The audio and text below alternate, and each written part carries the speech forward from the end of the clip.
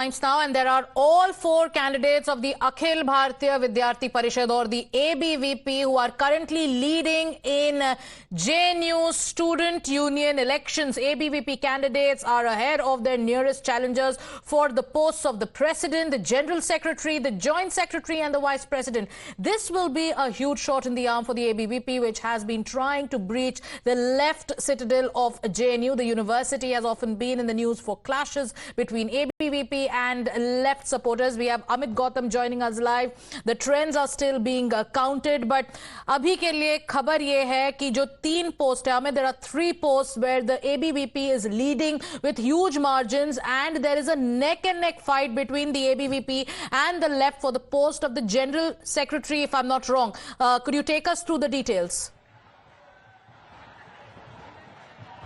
जी बिल्कुल बता दें, इस बार जो जेएनयू का इलेक्शन है वो काफी दिलचस्प है। सेंट्रल पैनल की बात करें तो 4 पोस्ट में है president, vice president, general secretary, joint secretary. अब मैं आपकी बात करूं तो 4 से 5 साल बाद ये इलेक्शन हो रहा है, तो काफी ज्यादा है दिलचस्प। और इसमें मैं वोटिंग शेयरिंग की बात करूं तो 73% वोटिंग हुई है। जो टोटल स्टूडेंट थे करीब 7,500 थे, जिसमें वोटिंग हुई थी वो करीब 5,500 के आसपास वोटिंग हुई थी। परसों वोटिंग हुई थी 22 तारीख को, लेकिन आज काउंटिंग है। और इस बार जो 3 पोस्ट है उस पर एबीपी लीड जरूर करती नजर आ रही है, लेकिन अभी हम पूरी तरीके से नहीं कह सकते। रुझान है, शुरुआती रुझान है। अभी तक मैं काउंटिंग की बात करूं तो 5.5 वोटिंग में करीब 1995 वोटिंग हो चुकी है। और मैं लीड में आपको बता दें कि प्रेसिडेंट की जो है, जिसमें से एबीपी की मैं बात करूं तो उमेश चंद्र अजमीरा है, जो 812 वोट उनको मिले। तो मैं लेफ्ट की बात करूं तो लेफ्ट में जो है वो धनंजय जो 737 है, यानी कि बहुत कम मार्जिन से चीज है। इसी तरीके से वाइस प्रेसिडेंट में दीपिका शर्मा है, जनरल सेक्रेटरी में एबीपी बात करूं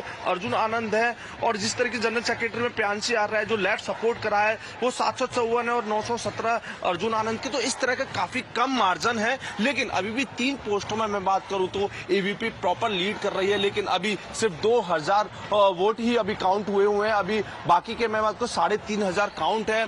जिस तरीके से समय आता जाएगा वैसे वैसे तस्वीरें नजर आती जाएंगी। लेकिन सबसे बड़ा है कि 12 साल बाद मैं बात करूं 12 साल बाद इतना ज्यादा वोटिंग शेयरिंग है। और उसका फर्क ये भी है कि सारे 80% इस बार नए कैंडिडेट बात करें, नई वोटर्स आए हैं, नए यूथ आए, क्योंकि 4-5 साल बाद ये चुनाव हो रहा है। और इसी के बीच में चुनाव को लेकर भी काफी कसमकस देखने को मिलती थी लेफ्ट में, एबीपी में। लेकिन जिस तरीके से इलेक्शन हो रहा है, वोटर है, तो कहीं ना कहीं आप देखिए, पहले हम अगर चुनाव जेएनयू का देखें तो लेफ्ट का दबदबा हमेशा शुरू से रहा है। अमित, संक्षिप्त में बताइएगा। एक और एक सवाल जो यहाँ पे उभर के आ रहा है कि जो एनएसयूआई है अभी, जिसका कमान कन्हैया कुमार के पास है, एनएसयूआई का परफॉर्मेंस बहुत ही कुछ ज्यादा अच्छा नहीं हुआ है इस बार जेएनयू में।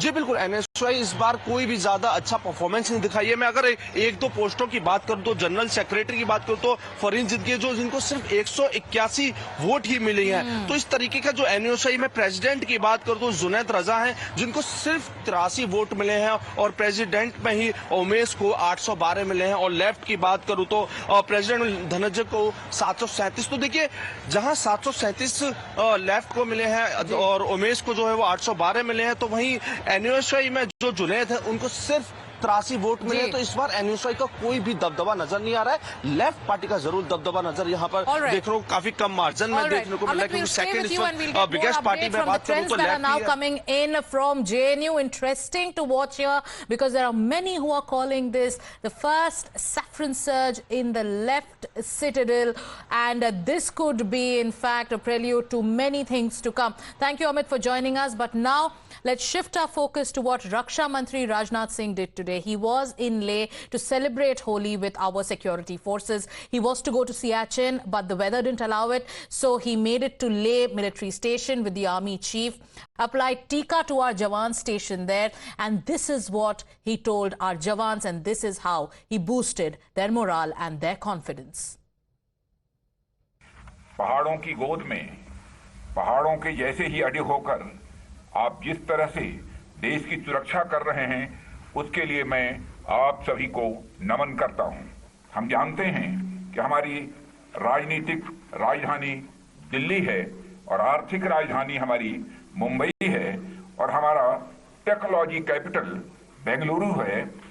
जिस तरह से ये सभी जगह अलग अलग राजधानियों को रिप्रेजेंट करती हैं, उसी तरह लद्दाख हमारे भारतीयों की वीरता और शौर्य की यह राजधानी है। यह धरती भारत के पराक्रम का एक पवित्र मंदिर है।